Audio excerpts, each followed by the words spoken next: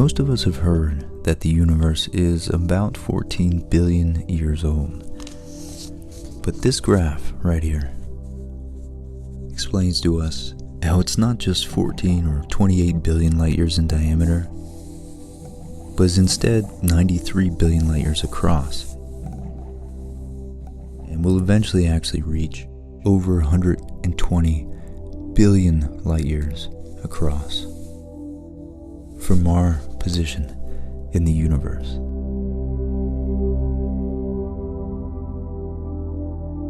Now, based on experiments here on Earth and observations in the cosmos, that's how we got this number. They're in agreement that the Earth is, 5 billion years old-ish, and the universe itself, the atoms in the universe, are about 14 billion years old. We know that isotopes, radioactive isotopes like uranium and potassium, decay predictably at predictable rates, which then, once we measure the abundances of the amounts of lead and argon that those decay into in rocks here on Earth, we can plug them into mathematical formulas that will tell us roughly how long they've been decaying. And similarly, in the cosmos, in stars, measuring the emission lines, and we can find some of the oldest stars that tell us how long those radioactive isotopes have been in existence in the universe and how long they've been decaying since their creation in supernovae, and the very earliest supernovae in the cosmos. And then on top of that, the cosmic microwave background also tells us the age, roughly, of the universe, and about when that redshifted light was emitted from a surface of last scattering billions of light years away, and roughly about 14 billion light years ago. But as Terence McKenna often likes to say, he likes to quote this biologist J.B.S. Haldane, that the universe is not only stranger than we suppose, but it's stranger than we can suppose. And that means he was, of course, referring to more psychedelic aspects of the universe revealing its strangeness to us. I don't think it's any less valid to say that all domains of inquiry and branches of science, if you dive deep enough down the rabbit hole of any particular topic, reveals that strangeness to the same degree. But although there might be layers of the onion that we'll never be able to wrap our minds around without the help of AI, at least, I think it's a fundamental character of human nature to still search, and it's almost the most meaningful thing we can do is to mutually explore the universe and make sense of the strangest phenomena that we encounter. And this graph here is, we're going really analog tonight, went ahead and printed this out, this graph is a huge indicator. I love how much information is packed into this graph here. It shows the varying horizons related to the expansion of space and the weird distortions of space and time and light in an expanding universe of finite age but possibly infinite size.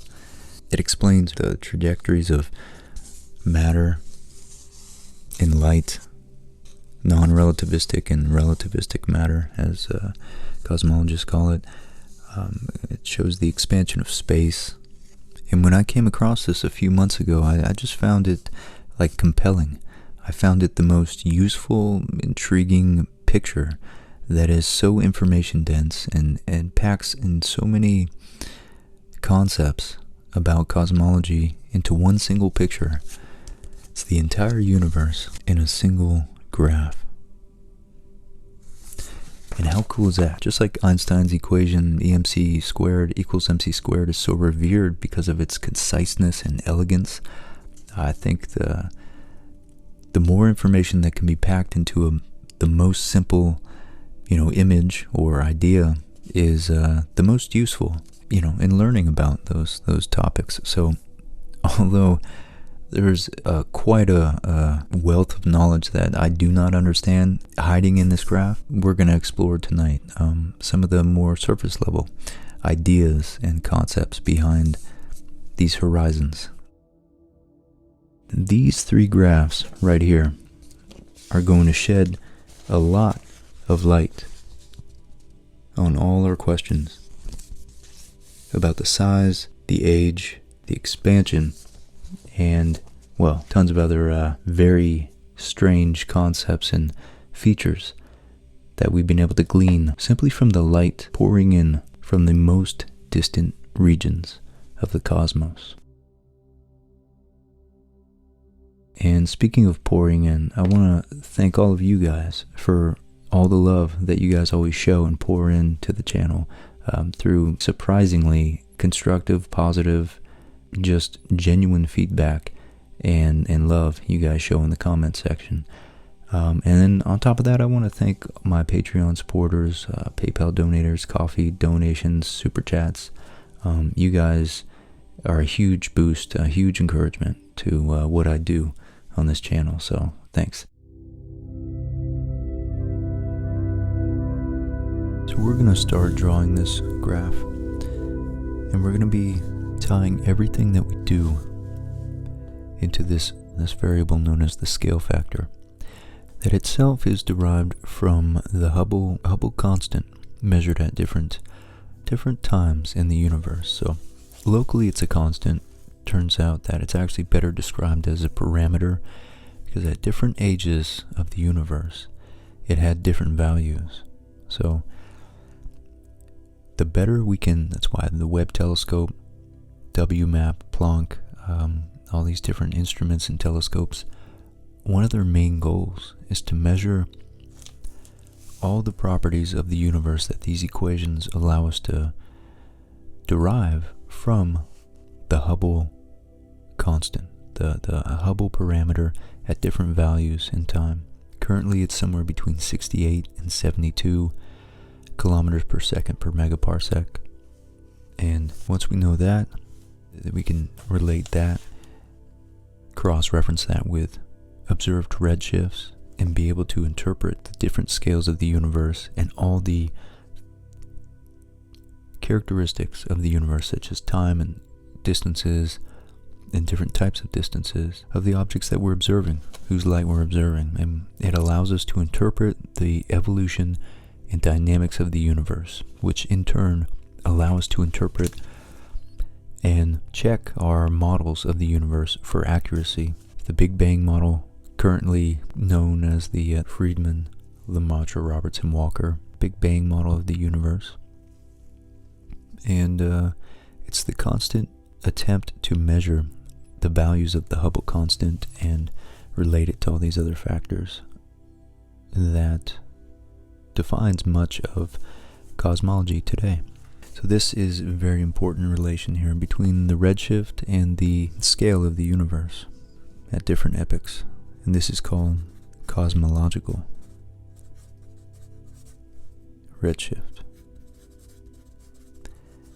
which itself is distinct from Doppler's redshift, the relativistic Doppler redshift, and even another aspect of general relativity called gravitational redshift.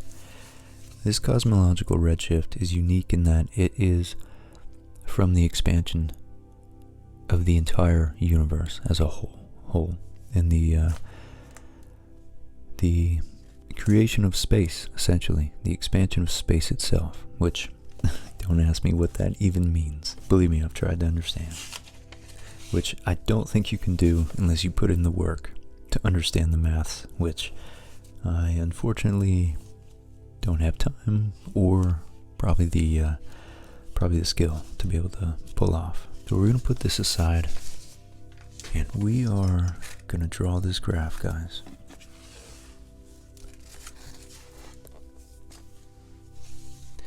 We're going to get our graph paper out, So we're going to start off here by drawing what's called the proper distance graph. This is where the distance in space includes the expansion of space itself, includes the expanding space, and therefore the increased distances between very distant clusters. And we're going to start here. This represents,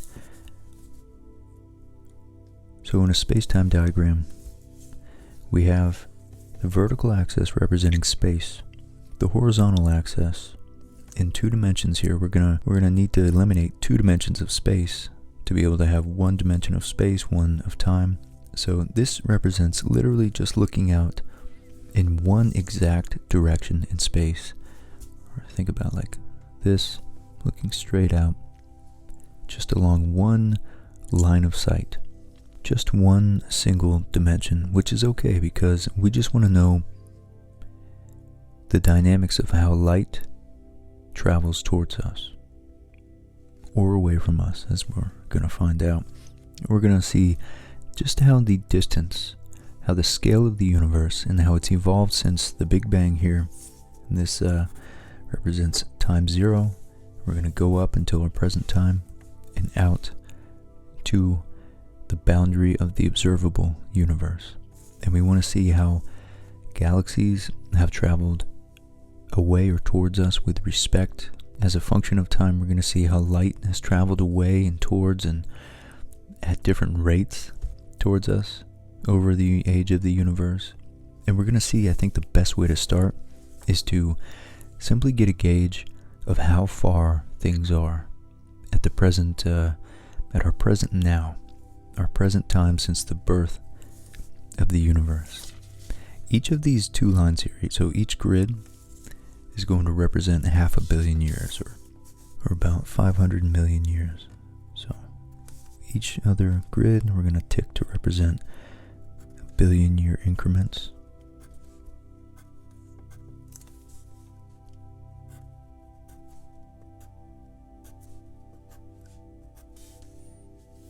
Make sure I'm spacing them out evenly here. And there we go, all the way up. So we have 1, 2, 3, 4, 5, 6, 7, 8, 9, 10, 11, 12, 13, 14, 15, 16, 17. And now a lot of these graphs actually go all the way up into infinity because they use logarithmic or other scales, or they go a little bit beyond this, but just for this dimension of paper, this works best for us. And we're going to go all the way out in distance now. And for the sake, we're going to label our, for the sake of simplicity, we're going to label our own age as 14 billion years. So let's see if I can manage this without it slipping here.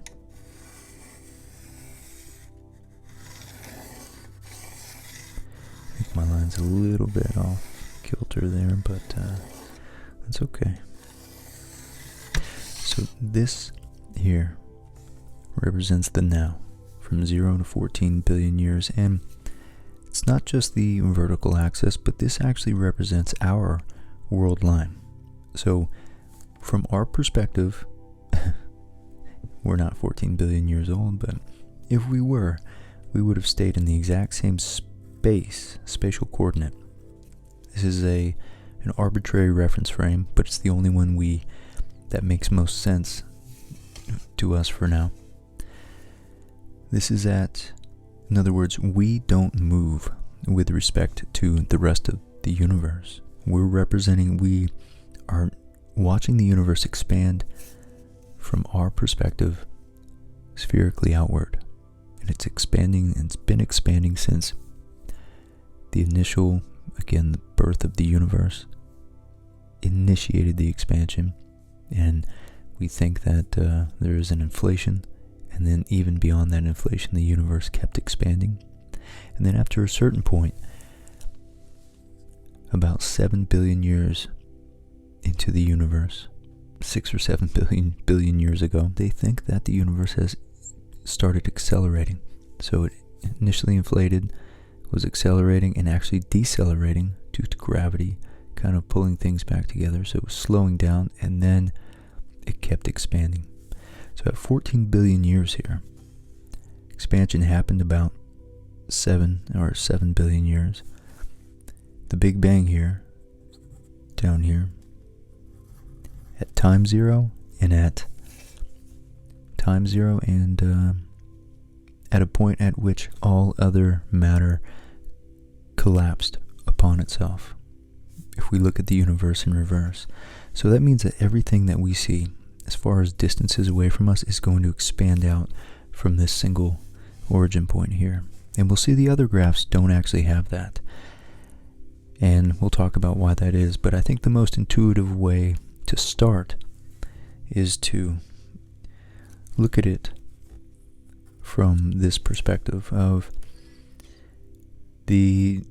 what's called the proper distance, measurement of distance between galaxies that includes the expansion of space. Because when we talk about the universe being 93 billion light years across, that does include the expansion of space.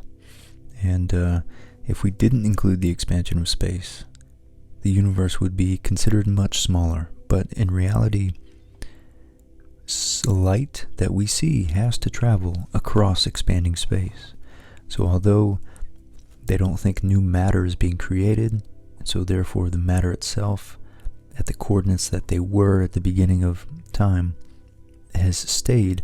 Matter doesn't travel at the speed of light in its local reference frame. They think they roughly stayed bound to local gravitational cores, essentially, that create the nodes to all these filaments of the universe, like we can see here. This is a good visualization. So this is the Milky Way. This is the Milky Way and Andromeda and Triangulum right here. This is only about 2 million light years across. The whole local group is maybe at most 10 million light years across. Then we scale up, and now we see, where's our local group? Our local group right here is maybe these two are the Milky Way and Andromeda. And we're not actually part of a really particularly dense group either, which is pretty interesting when you think about it, what repercussions that might have on the hospitality to life flourishing. Maybe less, you're less exposed to supernovae from a more than you otherwise would be in a more densely packed region of the supercluster that we're a part of. So this is about on the order of, 10 million light years away. This is us, about 100 million light years across, 100 to 200 million. And this is our local supercluster. So our local group is part of our local cluster, and then our local cluster is part of our local supercluster, the Virgo supercluster. And that scales up even more, and to the point where you can see the universe starts becoming a little bit more homogeneous. Instead of really patchy with large voids, they think at the scale of 100 to 2 to 300 billion light years across, 200 million light years across. The universe starts becoming more homogeneous. And then we have surrounding superclusters, which we, together with those, form filaments, things called great walls. There's a great wall of forming almost a string of filament, and then these voids, Canis Major void, the Boots void right here, which is hundreds of millions of light years across of empty space. And so beyond this, beyond about 1 billion light years across, our universe then becomes completely homogeneous and isotropic. Expansion happens radially outward at about the same rate, no matter where you look. And this is the defining feature of our universe that allows us to actually model without being overwhelmed with the complexities of mathematics deriving out of Einstein's field equations.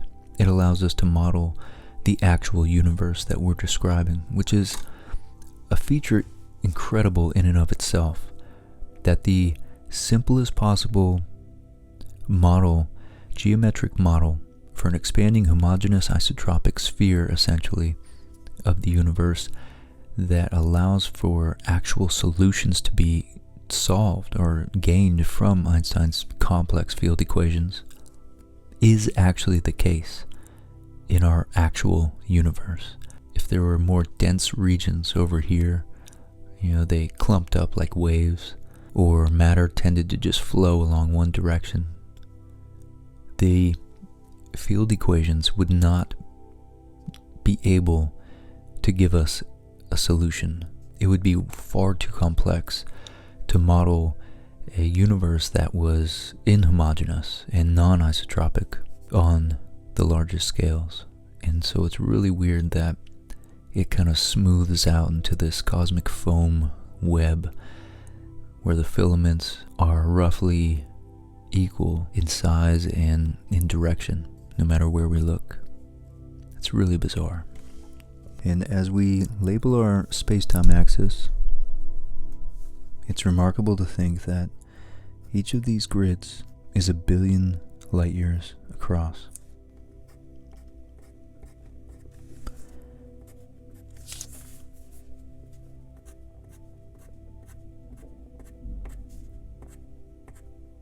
One, 2, 3, 4, 5, 6, 7, 8, 9, 10. And then 12, 14. Just so I don't have to label them all. 18, 20. And then 2, 4, 6, 8. I almost screwed up there. 2, 4, 6, 8. 30. Right?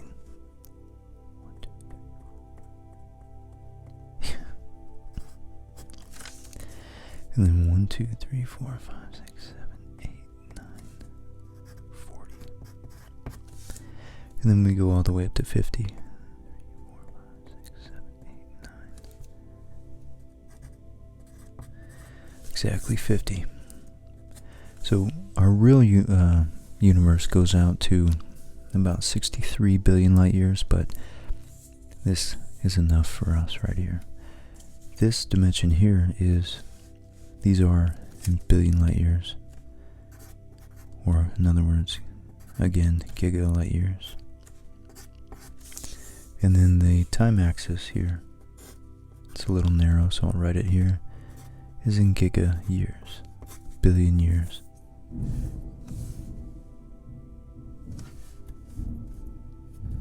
If each of these down here represent 1 billion light years, so much of the universe fits in this small little grid, the first grid here. Everything we've done up until 30 years ago was within this boundary here. Then we started expanding bit by bit. Hubble's discovery, his linear, the furthest galaxies he saw to be able to identify his linear Hubble's law, relation between velocity and the distance of galaxies, couldn't even be intelligibly depicted. My pencil is just not sharp enough. It's so close to where we are. This is 1,000 million light years. Hubble's furthest measured galaxies initially was only about 6 million light years away. Well, it really is unable to be registered on here. Now, it's only within about 10 to 100 million light years that we're able to even register the cosmic expansion or the cosmological redshift. So any distances, any distances less than about 100 million light years away from us, which is a tenth of the size of this square right here, most of those velocities are in fact due to the peculiar velocities of just the galaxies actually moving through real space, local space. So those are representative of their actual velocities with respect to each other.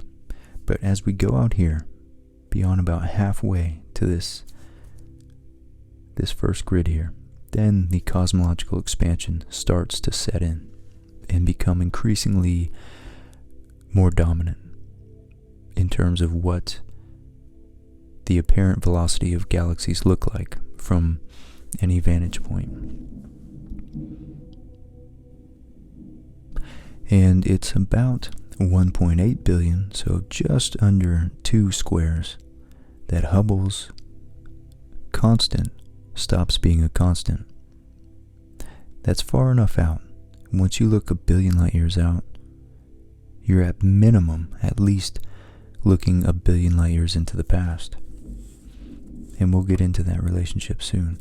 So the local group is 10 million light years across. That's 1/100th of this width of the square. So not even intelligible. It's essentially, we're essentially right on the origin. That's the local group.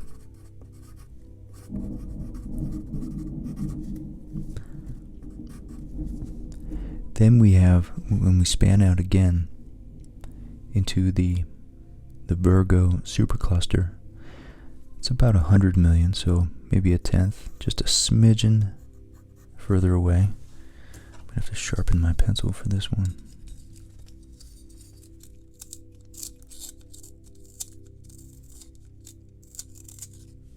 There we go. Hopefully it doesn't pop out.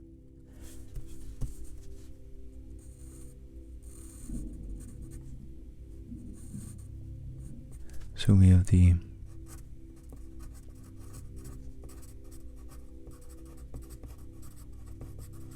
Virgo supercluster. Local group's about 10 million light years across. Virgo supercluster is about 100 to 500 million light years across. And then we have the distance at which space starts becoming more homogeneous. I'll say the kind of the distance to uniformity or homogeneity is about 300 million light years. And you see how much I'm trying to crowd in here. Then the Laniakea supercluster is about 500 million light years, so it's about halfway out down here. That's the larger supercluster the Virgo supercluster sits within. And then we go out to about 1 billion light years now. Is the local, it's the point at which we are no longer in any significant way gravitationally bound to the other matter in the universe. We are still in causal contact with their light because we are able to receive their light, but in no real meaningful way. And this is called the Pisces. There's an S in there. Pisces Cetus supercluster complex.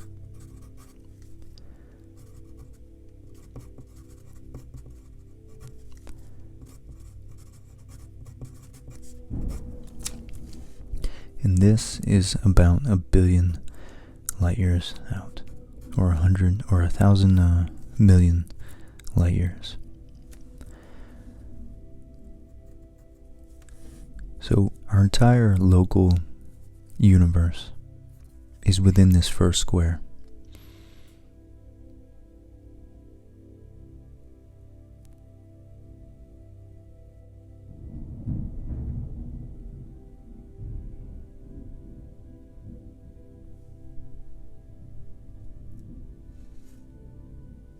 And it might be useful to interpret these as redshifts as well. And there's a very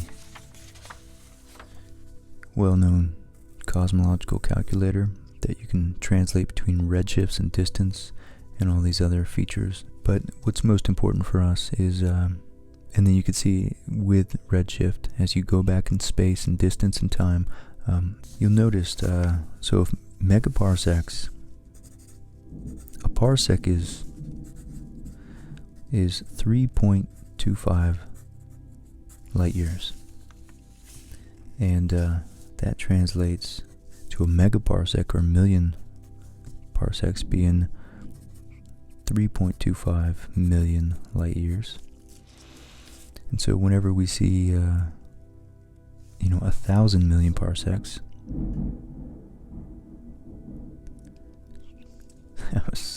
man, it's really ripping out there. That means it's 3.25 billion light years. I got Ernie in here. He's probably gonna start getting real scared. Poor guy. So you might hear a little whining puppy out behind me. 10 million light years out. So 100 to 300 million light years is going to be about roughly 30 to 100 parsecs. So that is, and that's probably 30 megaparsecs, or about 100 million light years, is about 0.007, we could say. So probably right about there.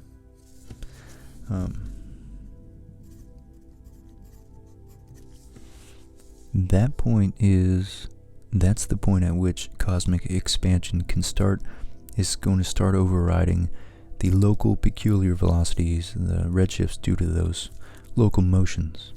And Hubble's furthest redshifts that he ever measured were only about 6 million light years initially. He eventually went out to almost maybe 200 million light years, which is about here. But he initially only measured maybe to 6 million light years, which, if we look here, that corresponds to barely 1,000th on the redshift spectrum. I think it was, I wrote it down, it was z equals 0.002. So 2,000th. One key dimension that a lot of cosmologists get irritated that aren't reported on in the news when we say we found the new furthest galaxy is the redshift. They always say the distance, but they never give accurate distances, because they always want to say the distance in terms of just how far back in terms of how far light could have traveled in that time, how old it is. So if it's 13 billion years old, they quote it as saying it's 13 billion light years away, which is really inaccurate. But the redshift is always accurate. And we've had, Webb is so far into early 2023, the largest redshift is about 13. Before that, Hubble, I believe, got the largest redshift and had the record for almost a decade. Hubble's redshift was 11. And these, it turns out, redshift is a really logarithmic progression. So if we look at the furthest we'll probably ever be able to see with even infrared telescopes is about out to maybe 25, possibly even 30. Right now we're at 13. But you could see, let me scale this up and pull the camera back a little bit. You can see the scale here. It starting from 0. The distances away from us are pretty linear. Not exactly, but fairly linear relative to the redshift.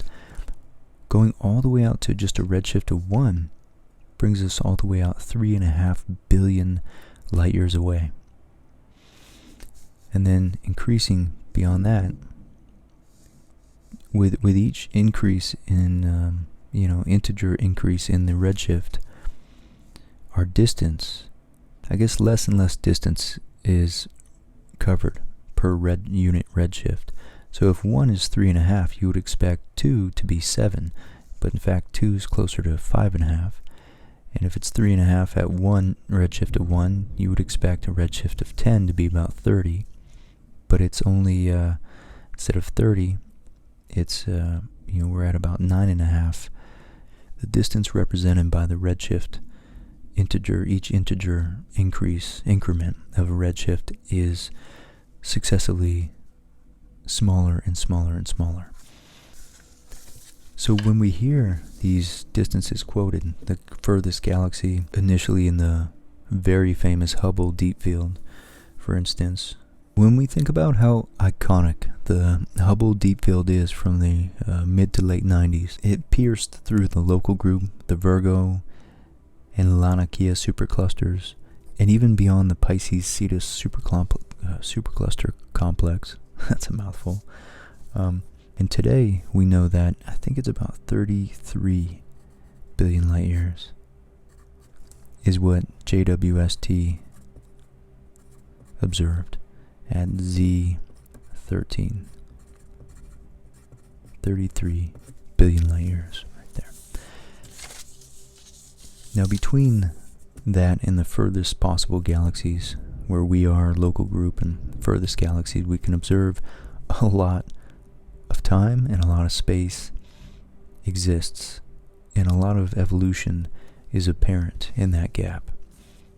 For instance, the acceleration of the universe is detected at about a redshift of 0.5 to 1, which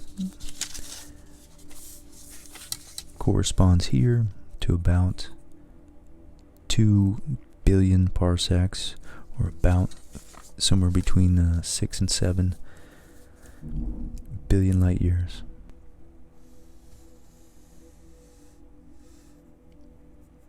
Alright, this part here, at about redshift of 0.5, all the way to 0.1, which is about 11, so about here. From this gap, 6 to roughly 11 billion light years away, we are able to detect the acceleration, the lambda acceleration of the universe. And that's the dark energy, and a crucial aspect of space-time is that light takes time to travel. And what that means is that as we look back at even our own planets, our nearby planets in the solar system. They're tens of minutes to hours away at the speed of light. That means that we're only ever seeing them in the past as they were 20 minutes from Mars, roughly, on this on average, because we do change distances between them, but a couple hours for the gas giants, and then 4 years to the nearest star, Proxima Centauri. And we're only seeing them as they were that amount of time ago. So the nearest stars, we're still seeing them only as they were a couple years ago. And our galaxy itself is 100 to 200,000 light years across.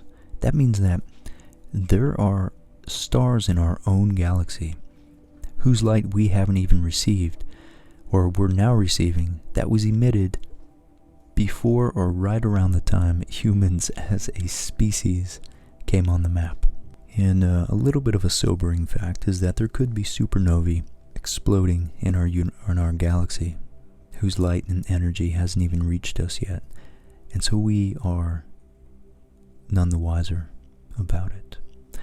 So the concept is that space and time being intimately linked means that there's no way we can ever have information about any object at any distance from us in the universe without that information being delayed by exactly the time it takes light to travel to us. And so as we look out, we're only seeing our own galactic core tens of thousands of years ago. We're seeing the opposite stars, on the opposite side of the galaxy as us, 100, possibly 200,000 years ago, whose starlight was only emitted before humans even left Africa. Now, extending that, extrapolating out even further into our local group, we're seeing Andromeda as it was 2 million years ago. And beyond that, the further out we look, the further into time we're seeing into the past. What that means for the universe at the largest scales is that we're watching different ages and eras of the universe itself the further we look into the past. There's the acceleration at the redshift of 0.5 to about 0.1. This era here, this is the furthest distance. We can think of time as being increasingly less current. The further out we go, we're looking at the last billion years, then we're going out and looking at the last 5 billion years, and it's about at 5 to 10 billion light years away that space has increased enough, and the Hubble flow is significant enough that we're able to detect features, specifically supernovae, whose light is dilated and slowed down. These equations, based on the redshifts that we're noticing out to distances this far, it predicts not only how much dimmer the light should be based on not only how far away it is, but it's also shifted, and these equations tell us how much its time has dilated. Something as quick, cosmologically speaking, as a supernova, something as abrupt, they only last 20 to 40 days usually, which is instantaneous on geological and cosmological scales. So that's something that we can actually measure time dilation of.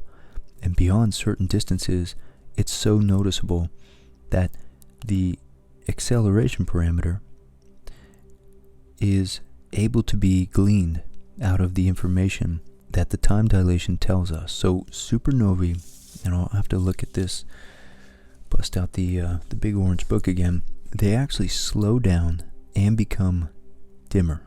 They know, roughly, scientists know, and they have an idea of how certain types of supernovae, particularly supernovae type 1A, how their light curves should increase, peak, and then decrease, and over about roughly how long that should last. And what they actually find out is that the further away the supernovae are, the more their light has been redshifted, the dimmer their brightness curve is, and the longer the actual explosion takes. So if it takes 20 days nearby, and they know kind of the stellar dynamics that's going on in there to cause that, they observe that it's taking almost twice as long in some instances. I think I gotta go to chapter 29 here, in cosmology chapter. And it's just so nuts to think about the fact that it's not like a lens or mirror effect where it's like just distorting the light in some superficial way. It's literally the expansion, the general relativistic cosmological expansion of space itself that's causing these supernovae light curves. The explosions themselves to appear in slow motion to us. And it says here, so in the late 90s, all we had was these equations here, and Hubble's equations telling us that the universe was expanding at roughly a uniform rate, and very few models predicted an accelerated expansion. It was only in the last 20 years, starting in the late 90s, with a team of high Z supernova researchers. They were looking specifically for supernovae at high redshifts from about 0.5 to about 1 or maybe 2, redshift of 2. And they were trying to see, based on the fact that supernovae have these very human scale dynamics, they explode and dissipate. Their light curves go from, before the explosion to nothing, all the way to a ramping up curve at a peak brightness over about 10 days, and then over the following 10 days it diminishes and drops off back to nothing as the light of the explosion dissipates and peters out. What they were noticing was that at about redshift of 0.5, which is 6.5 billion light years, the supernovae were about a quarter magnitude dimmer than expected for a universe with a particular model here. That just represents the model of the curvature and the matter energy density they assume, and a lambda of 0, so no dark energy, no cosmological constant there. That's something I'll have to get into at a different time, but the supernovae turned out, because of that, they were further away than they would be in this otherwise decelerating universe that had initiated with a big explosion and then was slowly slowing down due to the effects of gravity. And they measured this. Their instruments are so precise that a deviation of a quarter of magnitude expected is huge. It's extremely significant. And so they said that the possibility of an accelerating universe immediately leapt to their minds. And this was important because up until the late 90s, most of the models of an expanding universe that were perfectly in alignment with Friedman's and the Robertson-Walker metric predicted and indicated that the universe had expanded and due to gravity was slowly slowing down. But this was saying the exact opposite. So we see that the supernovae here, Z 0.5 is about there, and they measure it all the way out to over 1, redshift of 1. As they measured that, I'll just stick to this here. The deviation from the graph meant that the deviation, this upward bulge right here, this upward bulge as you go from 0.1 to 1 redshift of 1, is the signature of cosmic acceleration. But then there's a turnover. This is the deviation from the expected, the Hubble diagram, the law of velocity versus distance, and it rapidly drops off. Because as you go beyond a redshift of 1, you're going well beyond 5, the local universe in space and time. And at that point, we're seeing so far into the past in time that the universe is scaled down significantly to the point where there isn't nearly as much space, and therefore the acceleration due to the volumes of vacuum energy from the just excessive amounts of empty space creating an outward pressure counteracting gravity just didn't exist. There wasn't enough space in existence at that time. And so the deceleration of the universe that they initially were looking for was, in fact, still dominating that era. They were so far back in time at Z equals 1, that was about 10 to 11 billion light years distant, which meant it was about, this 13 is the current age of the universe. So Z equals 1, the universe was about 6 billion years old, or almost 7.5 or 8 billion years ago. So as you look at further back, the higher the redshift, further back in actual distance, the further back in time we're looking, until you're only looking at 200 million years at a redshift of 20. And this means that there were a different set of dynamics controlling how the universe was expanding, and there was a dominant deceleration before the dark energy could have its effects shown. And instead of the supernovae being dimmer from the accelerated expansion of space and an increase, an unexpected surplus in the actual space across which the light had to travel, as you go further and further back in time, that light actually extended from a smaller universe, a universe that was decelerating, and therefore its light was actually brighter than expected, because that meant that the universe was in fact at a smaller scale and expanding at a smaller rate. It was in fact decelerating, so it was expanding outward but at a slower and slower rate.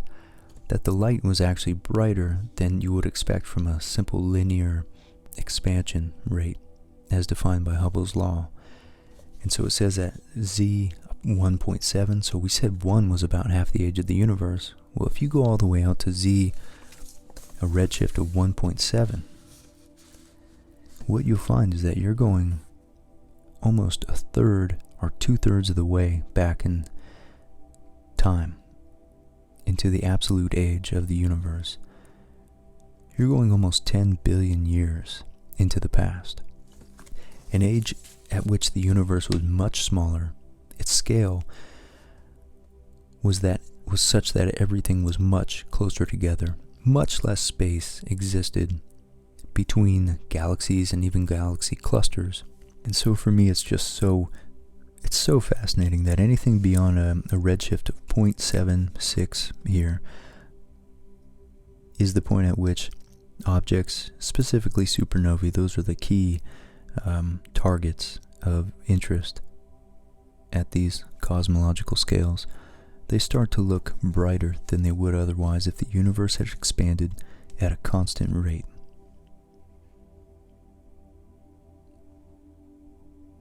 And they tell us that the universe is dynamic. It was initially decelerating and is now, in the last few billion years, starting to accelerate at an increasing rate. So here, we're going so far out, we notice acceleration. By the time we get out here, we notice the deceleration is dominant. Acceleration at about 6.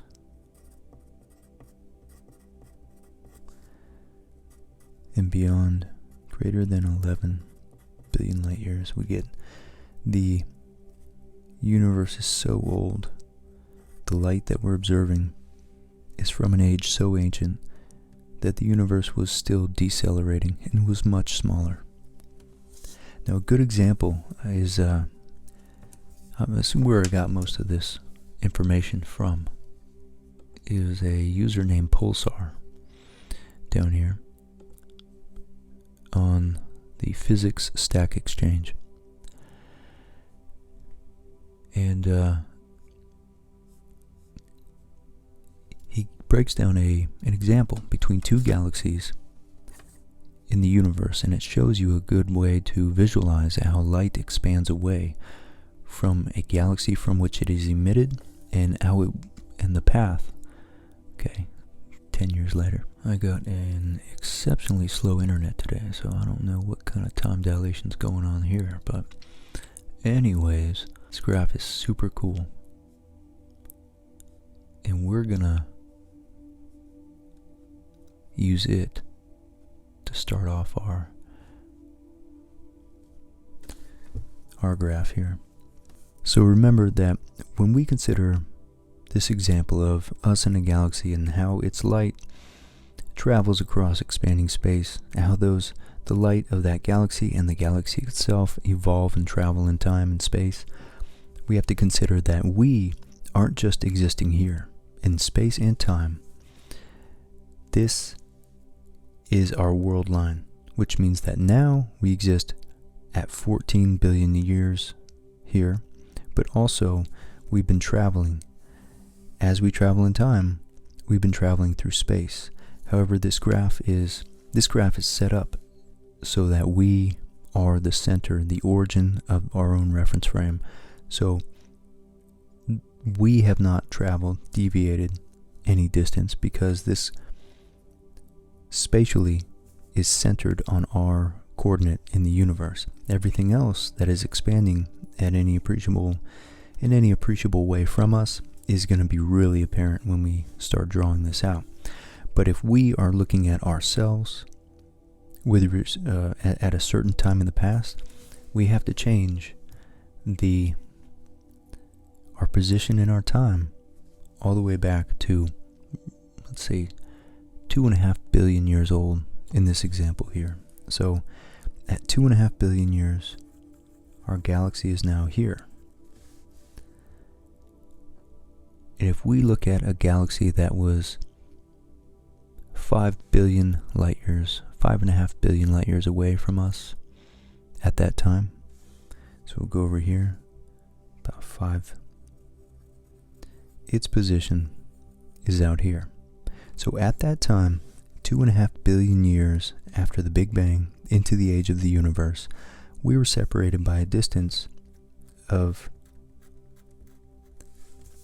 5.5 billion light years. Now, since then, we've traveled along our space-time world line to the present.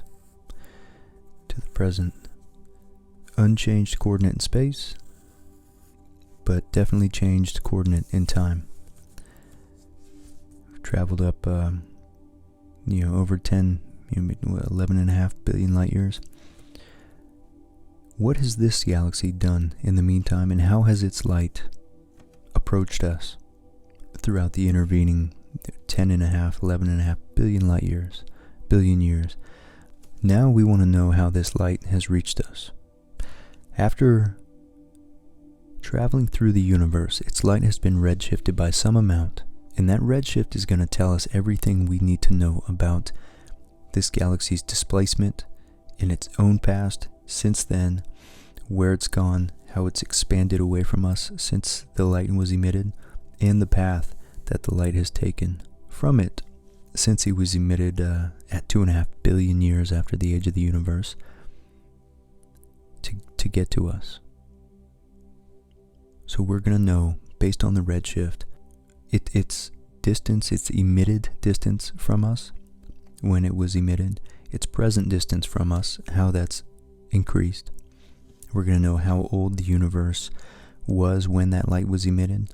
We're going to know how far the light has traveled, how much expanding space, how much this universe has expanded since the emission time of that galaxy's light, and how much time has elapsed since then and now. So if the universe wouldn't be expanding, then the light would have only needed, it's 5.5 billion years away, so it would have only needed 5.5 billion years to reach us. So 2.5 plus 5.5 is 8. So it would have reached us at about 8 billion years. But we know that light is, or the universe is, expanding. And it's expanding at a variable rate, too. It expands initially at a really accelerated rate, but that acceleration is slowly decelerating, and then it begins to accelerate again around 7 billion light years. What that means is that there's a certain distance, I don't know if I got to this earlier, but at which the Hubble constant tells us there's a certain distance at which, like I kind of hinted at earlier, that the velocity, the recessional velocity indicated by the Hubble velocity distance relation, the Hubble law, the Hubble-Lemaitre law. There's a certain distance, I messed up there, at which the recession velocity equals the speed of light, or goes beyond it. So it's greater than or equal to the speed of light. And if we set that velocity in Hubble's equation here to c, and then we solve for whatever that distance might be to satisfy this equation, then we have that c divided by the Hubble constant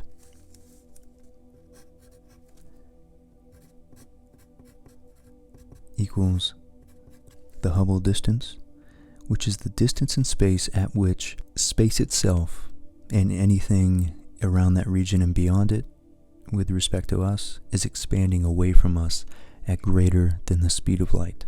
And for us, that's about 14 billion light years currently. So, right here, this is the Hubble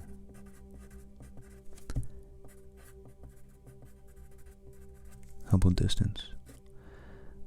The recessional velocity is equal to or greater than the speed of light. That means things at that distance currently are expanding away from us faster than light. But that doesn't mean that they can't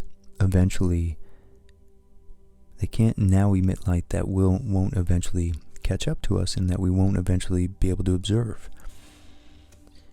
This distance at which recessional velocities exceed the speed of light is actually called the Hubble sphere, because in three-dimensional space, we're only working with one spatial dimension here. It is a spherical wavefront. And if we track that all the way back to the beginning of time, there was a point at which that sphere is ever decreasing. It expands with the expansion of space. It expands because of the expansion of space, but it also contracts, and its rate decreases with the deceleration of the universe, or its distance increases with the deceleration of the universe, and its distance contracts with the acceleration of the universe. It sounds counterintuitive, but when we think about it, the current distance here, we said that it's about 14 billion light years. You write that. Well, the Hubble constant we said earlier is actually more of a parameter that changes as a function of time, in other words, age of the universe. So this value, if this value changes, that means this value is going to change. So that distance is actually smaller in the past. They think that the Hubble constant has increased. Here we have the Hubble. As you go into the past, the Hubble constant gets larger and larger and larger. And so as that increases, it's going to decrease the size here. But it also decreases not in a linear fashion, but in a directly proportional to the rate of change of the expansion of space, or in other words, the rate of change of the scale factor, which we remember the Hubble parameter is the ratio of the rate of change of the universe scale factor to the current scale factor. So if the rate of change is increasing, that means the Hubble parameter is going to increase, and therefore the Hubble distance is going to get smaller. So let's see what that looks like. Remember, this is billion years down here. So in the first billion years, everything was right next to each other. So the universe initially had a rapid expansion, but that expansion was always decelerating. And what that meant was, although space was expanding, the distance at which space was expanding away at the speed of light grew eon by eon. So at 1 billion years, it was about 1.5 billion light years away. 2 billion, it was about 3 billion light years away. It was kind of linear at first, and then it kind of starts turning. So around the 7 billion year old mark, the universe started accelerating. But before that, the deceleration meant that the distance, how far out you had to go before the expanding space reached the speed of light, increased. which meant that the universe was, in fact, still expanding, but it was slowing down in its expansion. Then at about, so I got to connect these two here, but in more of a curved sense, at about 7 billion years, when the universe started accelerating,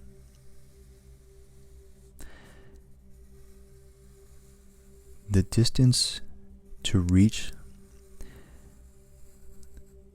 where the Hubble flow began to reach the speed of light decreased millennia after millennia. So, as the universe is expanding at an accelerated rate, that means that the distance you have to go out, eon by eon, the distance you have to go out to reach the velocities approaching the speed of light becomes shorter and shorter. So they become closer and closer to us. The faster space is expanding around us, the nearer you don't have to go out as far to reach speeds approaching the speed of light. So it makes sense that this curve is going to slowly start approaching us here. And it, in fact, keeps going there. As the universe accelerates, space closer and closer to us starts reaching the speed of light, and we have to go less and less further out. And what that means for our galaxy here is that initially at 5.5 billion light years away, so D at the time, the distance at the time of emission was 5.5 billion light years. And so you can see it's actually at a position outside of the Hubble radius, the Hubble sphere, which means that this galaxy, at the time this galaxy's light was emitted from it that we're now seeing, that light, including the galaxy and the light it emitted, was traveling away from us, greater than the speed of light. So what that actually meant was, if we track the progress of its light, even the light pointing facing us, as it comes toward us, it initially traveled away from us. This is crazy to think about, because that means that for the first few billion years of its journey towards us, it was actually receding from us, although it was oriented in our direction. Because of the expansion of the universe, it was getting pulled away. It was unable to overcome the faster than light expansion of the space it was sitting within. So we have to wonder, how could it ever possibly reach us then? Well, this has to do with the deceleration of the universe. Initially, so our photon path without any expansion would just go straight in a linear, with each billion year increment, it will have progressed 1 billion light years, and it goes over and over until it reaches us after exactly the amount of years it takes for light to travel, 5.5 billion light years. But at this distance, even if it was exactly on the Hubble sphere, a beam of light traveling on the Hubble sphere is going to essentially be at a standstill relative to us. Now, it's going to be moving through its local vicinity at the speed of light, but that whole entire region of spacetime is itself going to be carried away with the expansion of us, of the universe, from us at the speed of light.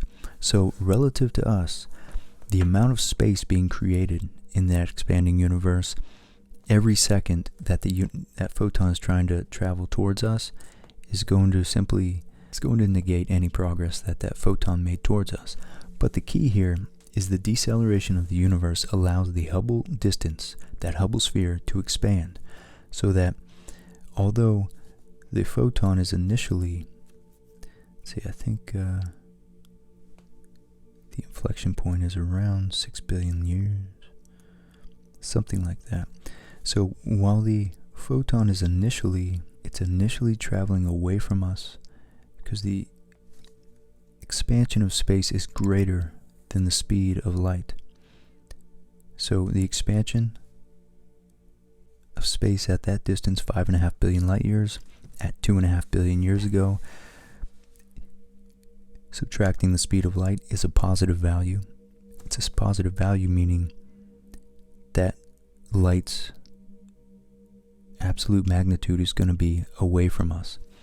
And it does so for quite a while, until we hit a point. Oh, it's more, I got the right time but the wrong shape here. At about 4.5 billion years, so about 2 billion years later,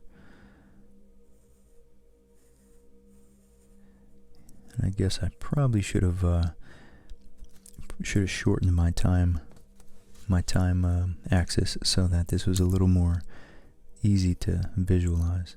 But there's an initial velocity away.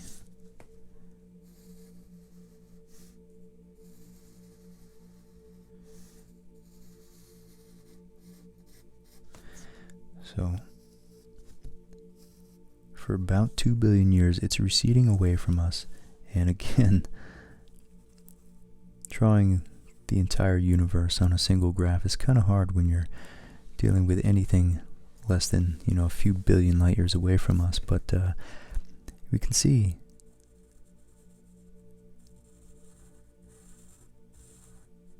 this initial distance was away from us. The total movement, including the expansion of the universe, was making negative progress towards us. It hit an inflection point when it crossed the Hubble sphere.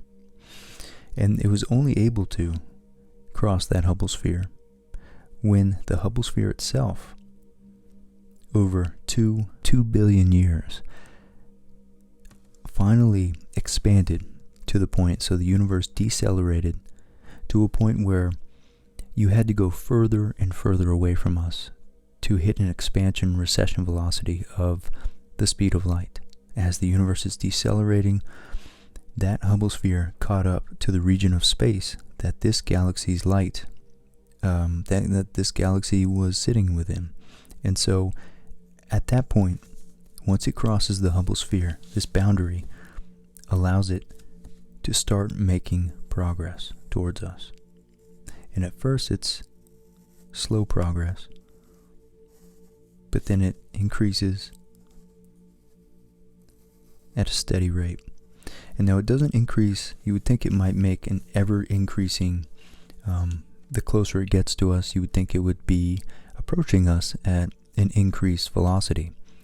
Well, the dark energy, or the lambda parameter that tells us how much the universe has started, the expansion has started to accelerate again, switch from decelerating to accelerating, from slowing down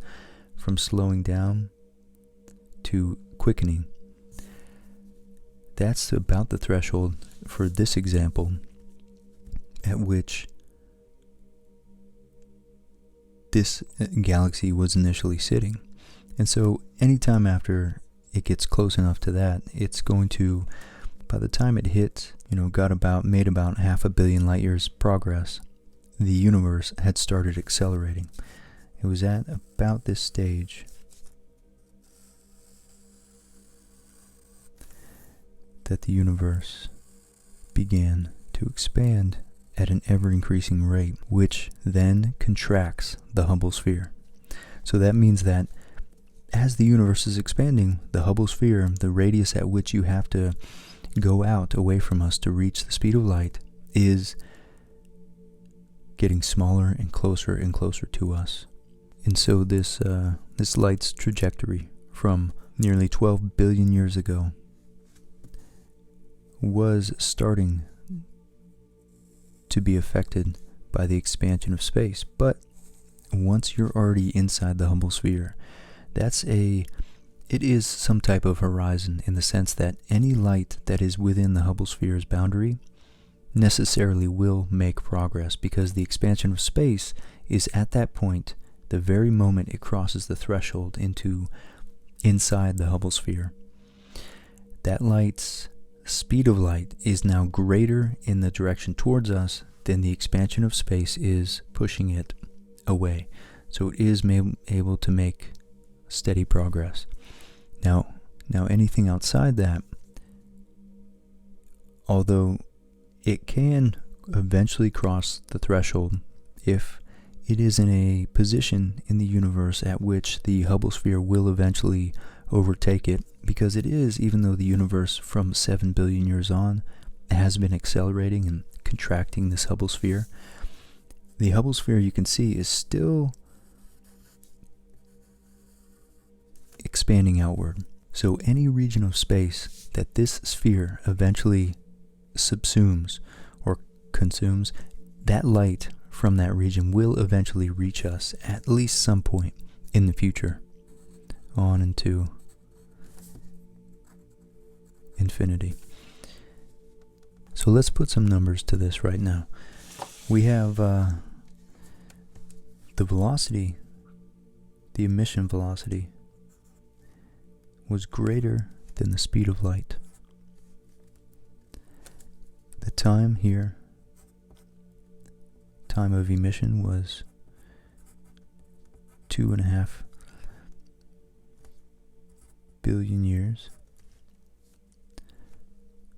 So we have our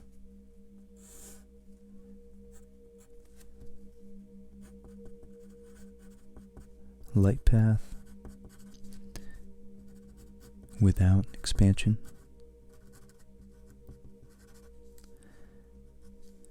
and we have our light path with expansion.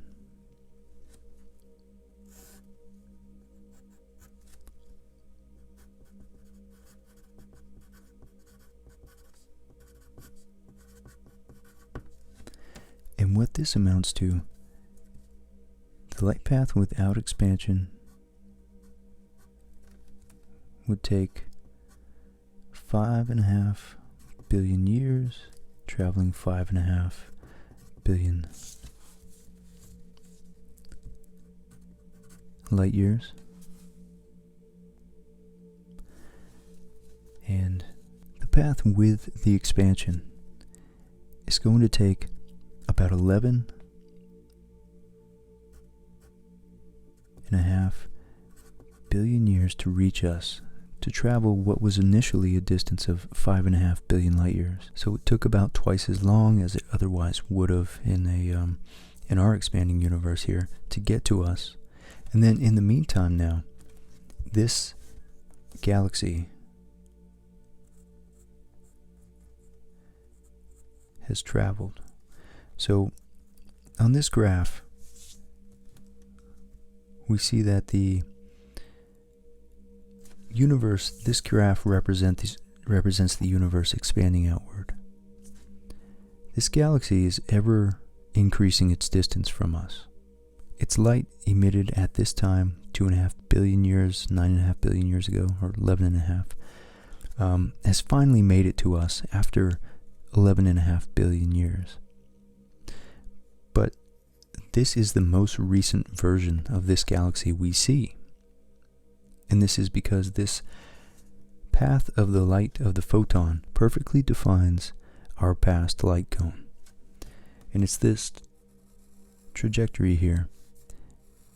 And remember, this is only one dimension of space, so this is just a either forward or away or towards us direction.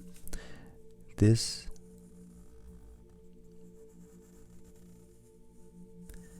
is the path that all photons in the universe, to get to our point in space and time, our space-time coordinate. This is the null geodesic.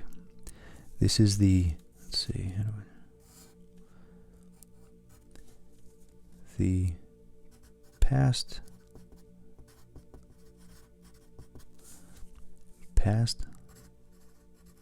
light cone. The null geodesic. It's the Robertson-Walker metric, where the interval between, or the space-time interval, is 0.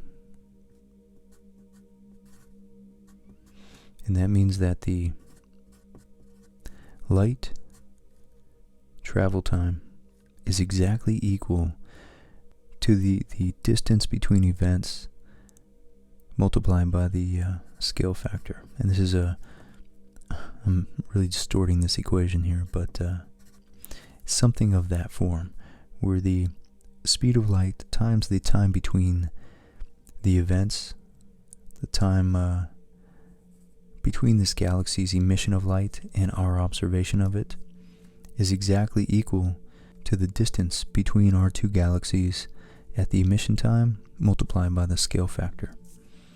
And this is a really cool aspect here of our universe and our past light cone, is that everything we're currently seeing on this scale that is now reaching us perfectly lies on this past light cone. So that means now, at 1 billion years distant, we're seeing about 1.5 billion years into the past. And remember, this is a little distorted because I just rounded up to 14 billion years for the current age of the universe. But it's fairly accurate. So at 1, 2, 3 billion light years away, we're seeing 3 or 4 billion light years into the past, which is a roughly linear relationship. But as you go further and further into the past, what we're seeing here is that, at this point, let's just say we'll go 5 billion light years. We're seeing about 7 billion years into the past. Further, we're observing the ratio of distance in the past, distance in time to the distance in space, is actually increasing. We're seeing further into the past than objects are actually distant from us, because the universe was shrinking. The universe had a smaller scale factor than it does now. And in a lot of these graphs, the scale factor is about 1.5 billion light years. The scale of the universe was 20% its size it is now, at about 7.5. So 1, 2, 3, 4, 5, 6, 7.5.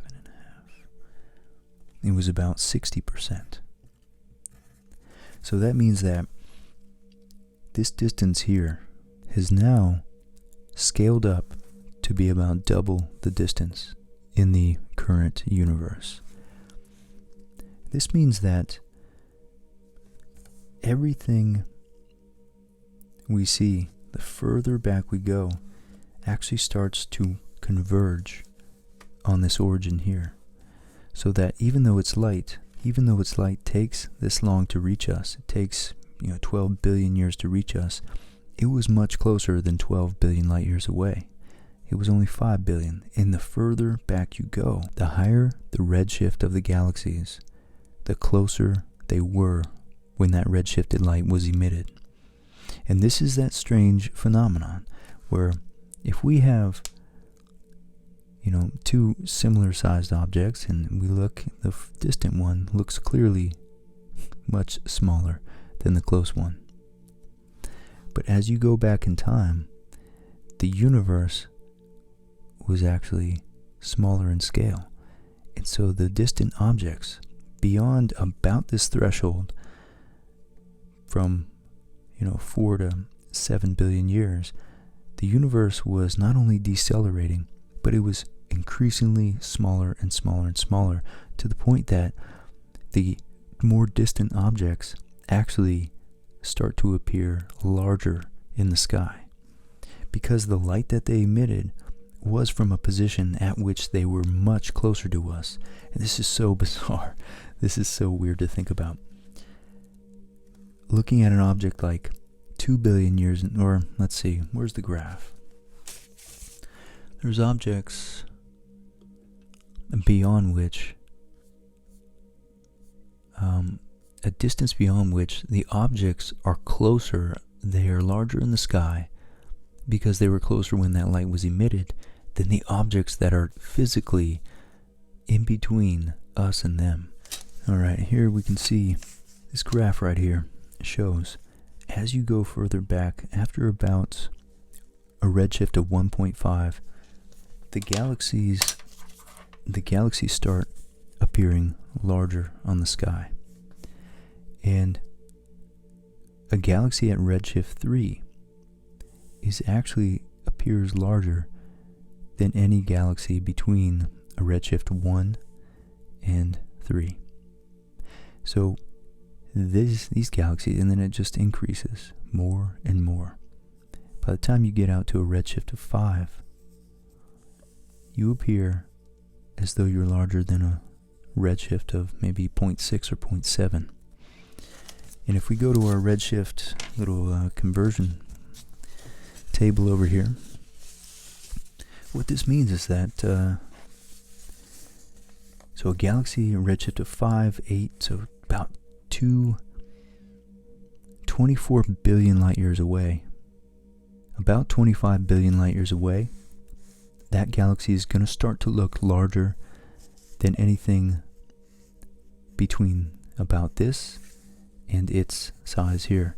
So anything beyond about 9 billion light years away from us, these galaxies at 25 billion light years away are going to look larger and therefore closer in the sky than anything in between us and them. That's out further than about 9 or 10 billion light years. So it's this really weird concept, and maybe looking at it like on this scale here might be have a little more clarity. So 10 billion light years is right here. This is 30 billion light years. So anything beyond here, beyond this distance from us, is going to look larger than anything in this region right here. And so as you go out beyond a redshift of about 1, because remember, this is about a redshift of 1 right here. Anything beyond that is going to look smaller, and then one redshift of 1.5-ish. From here on, the galaxies start to look larger and therefore closer. They start to look weirdly like they're actually getting closer to us, although their light is dimmer, more redshifted,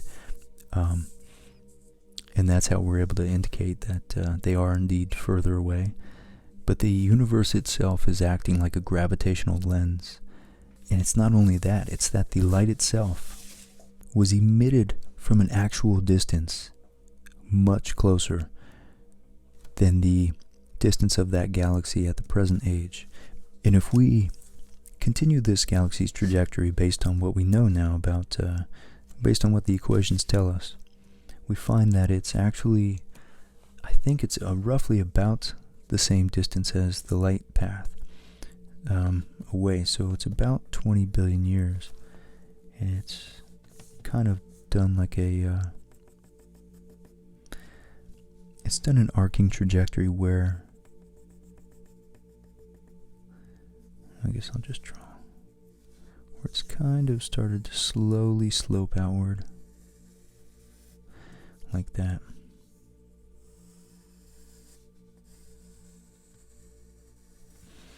And then into the future, the increase in the acceleration of the universe by dark energy is going to increase its distance away from us even further. And there's lines that roughly follow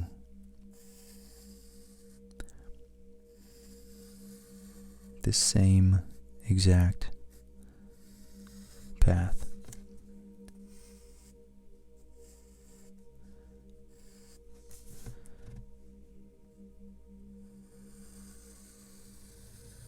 So I got my little pack of colored pencils here, and I want to just color in the Hubble sphere so that we can easily spot it because I want to show you guys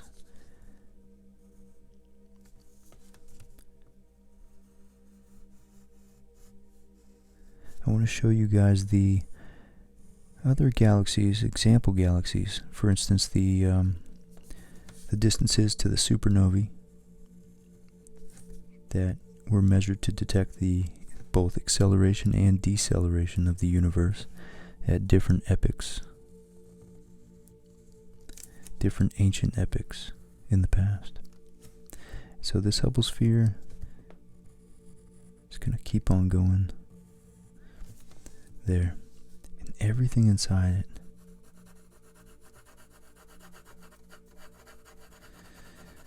is traveling slower away from us than the speed of light.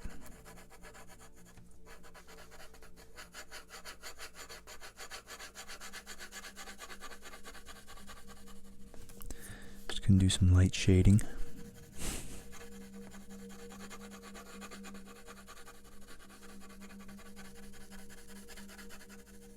Tap into my inner Bob Ross here. One of the appeals of the graph was that it did have nice colors to it, because it was able to really, jump out at your eyes, and you were able to gauge, you were able to easily decipher kind of what was going on once you understood concepts like the Hubble sphere here. And this tells us that everything inside this is traveling towards us and not away from us. The speed of light inside the sphere, once it hits it, it is able to travel along that path. So this orange path here is the past light cone. Our past light cone for the Milky Way galaxy, and really just honestly our entire supercluster, really, but the local group. And this extends all the way back to the beginning of the universe. And this too, this just like our world line we were talking about earlier, this too represents everything we've been in causal contact with, everything that's influenced us, been in causal contact with us. And this here, it tells us the past light cone subsumes the, I guess I like saying that word today, don't I? It encompasses all other past light cones. And other past light cones would look something like this, following almost the exact same shape, same teardrop shape. And this graph is, it's been peeking in and out of frame, but this is based on this graph right here. So it is a teardrop shape when it's extended in both directions, but it's just a lot more drawing on my part. So you can see here the different light cones in the past. So at about 10 billion light years, or 10 billion years old, the age of the universe, our light cone was smaller, and smaller still the further back you go. And I like thinking about what it means, so let's just make a really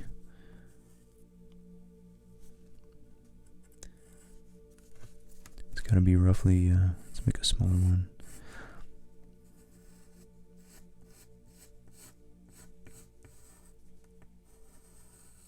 I think it would be more like that. And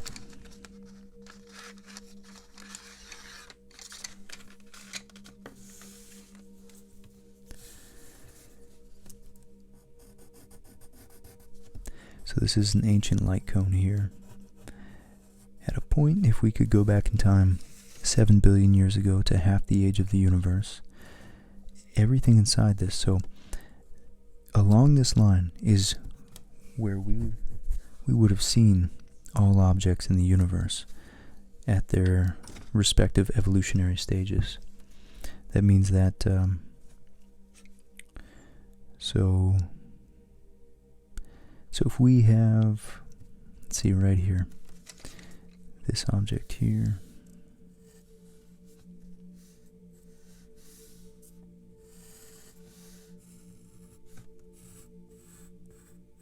So this at about this represents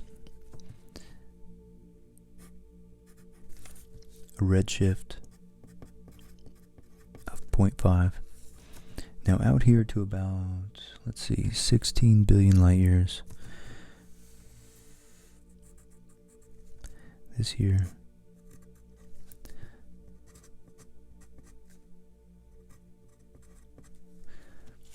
represents about 1.25. And then, let's see, out here was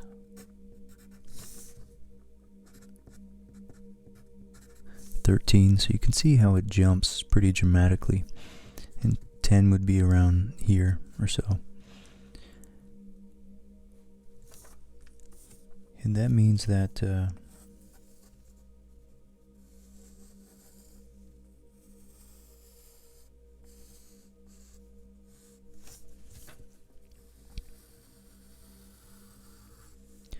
this galaxy over here is at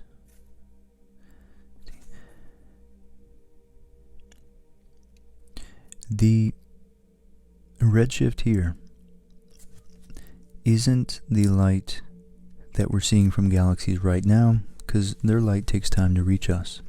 These redshifts represent essentially the expanded space, how expansion of the universe that the light has traveled through has redshifted the light since it was emitted. And by tracing its world line, we can trace exactly where on our past light cone these positions, these galaxies, these coordinates in space crossed, how old they were when they crossed. So at what age of the universe we're seeing them.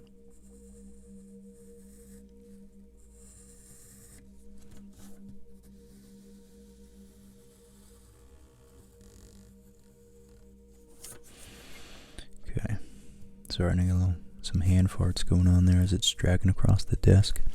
But so what this means is that if I tighten that up a little bit, this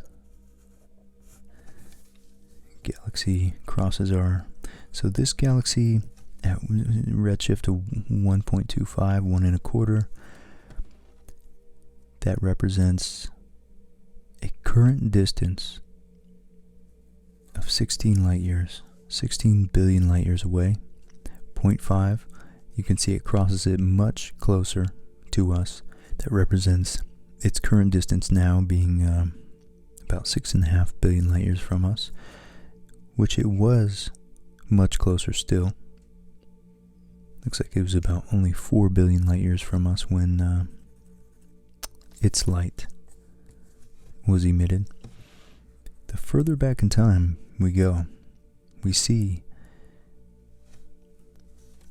the closer, after about our 5 or 4 billion light year mark, the closer and closer the galaxies were to us.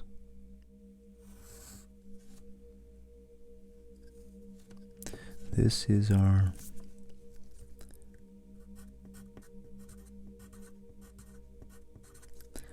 Hubble sphere.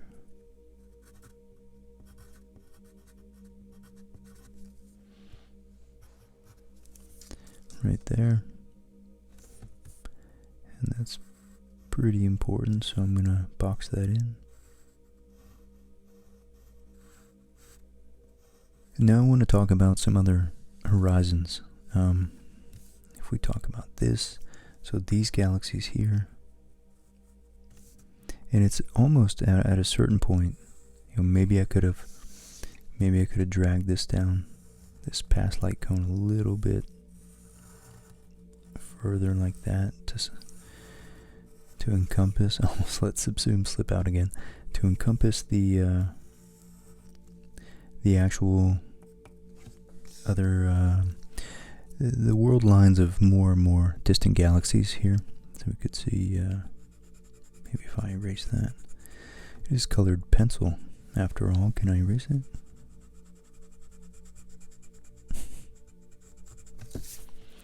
Well, not the end of the world. World line. Just the world line, yeah. That was the joke, Rich. Not the end of the world, just the world line. So, everything kind of comes out of this origin point here. So we see as we go all the way out here now, at our furthest reaches, so this is z.5, and it takes us all the way out till here to get to z 1.25, and then it's a pretty quick jump till we're getting to z11 and z13. And so, continuing that logarithmic scale, z of infinity, due to the cosmological expansion, is really only, out here. So 1, 2, 3, 4, 5, 46.5, yeah, 93. Yeah, so 46.5. This point right here is our theoretical z equals infinity. So our redshift, everything is not only redshifted to infinity. I think a whole aspect I forgot to mention was that because we were able to have a cosmological redshift to scale factor relation, we also have a time dilation redshift equation. So in the same way that the redshift, let me just mark that off there, the redshift plus 1 is proportional to the scale of the current universe. Observe, the age at which we're observing the light, which is now, which is just equal to 1, relative to the emitted scale of the universe. That's exactly proportional to the wavelengths of light and how much they've been stretched, which means the frequencies have been stretched, which means the time between wave crests, or the periods, have also been stretched, which then corresponds to the actual time dilation, the time dilation factor of the universe. So that's so it just means literally the change in time observed, the time it takes for any event to occur. When it's emitted, say the supernova takes 20 days. This time is going to be how much longer, or in other words, how much it's stretched. So the z plus 1 is literally the time dilation factor. So whenever you have, so if you have, in other words, z of 0.5, it's going to be 1.5, z plus 1, is going to be the factor by which that supernova is stretched. And they've actually measured this. That's the craziest part about this, is that they've seen supernovae. If we were local with that supernova, we would observe it. If it was right next to us before it wiped us out, we would observe it as this redshift number increases, the event, the duration of that supernova increases by that exact same factor. So if we made this nice neat number 2, I did 0.5 there, but if it's, redshift of 1, this supernovae would take twice as long. It would be shifted by a factor of 2. It would take twice as long to explode. In other words, it would be exploding in slow motion.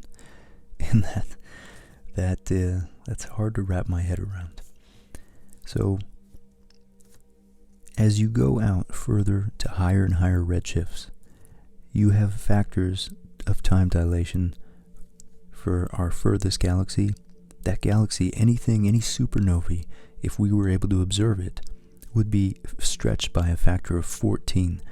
It would be occurring 14 times slower at that redshift, that galaxy at a redshift of 13. And we go out and extend that all the way to z our redshift of infinity here. And that's our current theoretically furthest observable position in the universe, because at about a z of 1100, we have the cosmic microwave background, and that is actually, it's opaque to light, so we can't see beyond that. But a z of 1100 means anything going on in the cosmic microwave background is essentially stationary. It's moving 1,000 times slower from our perspective. Its time is dilated by 1,000 times. Man, I made this graph way too, it's a little getting a little unwieldy for me here to actually try to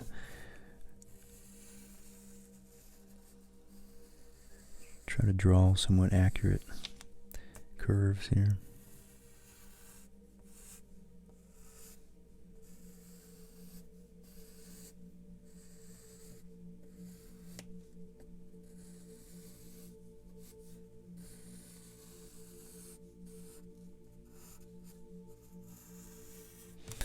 Alright, so, and what this really means, even though, my drawing isn't really precise, is that it really is, things are expanding out in these regions of the universe. They're expanding from us well beyond the speed of light. In the period of 1 billion years here, if we go all the way up here, in 1 billion years, it expanded. It shows on my scale here, but really it's like way off. But this world line here expanded. It shows 10 billion light years in the span of 1 billion years. This was the region that I started the video off with, that little teaser. That was expanding at 58 times the speed of light.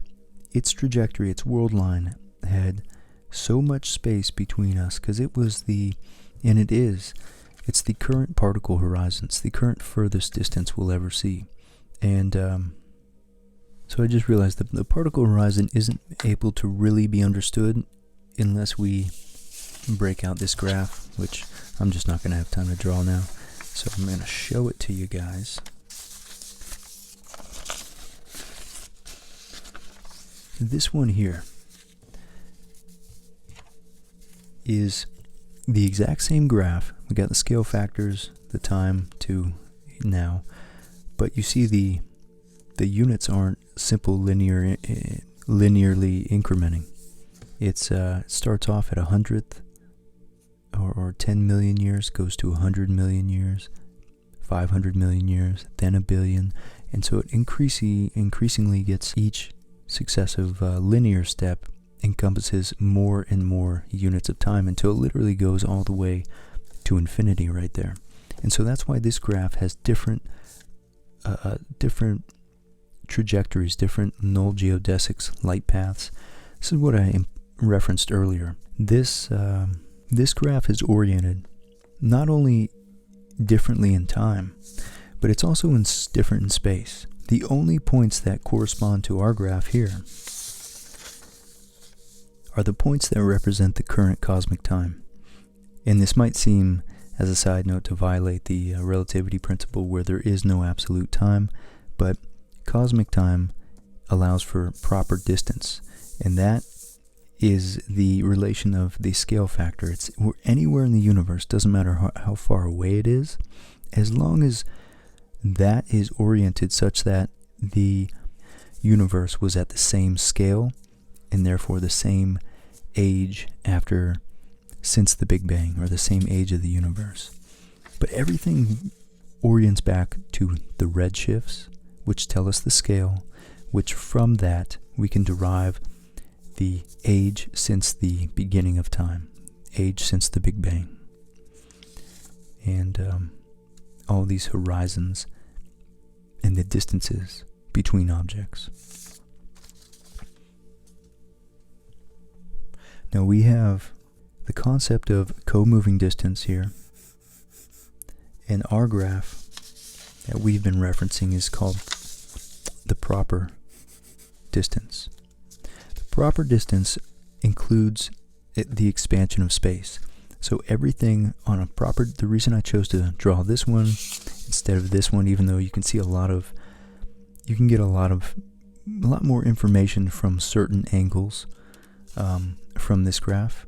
I just thought it was more intuitive to draw this graph. This graph shows us exactly what we would expect from a universe starting out at a singularity, expanding from there. The distances from us to galaxies and between galaxies at the current now time is the only set of distances on both of these graphs that correspond to each other.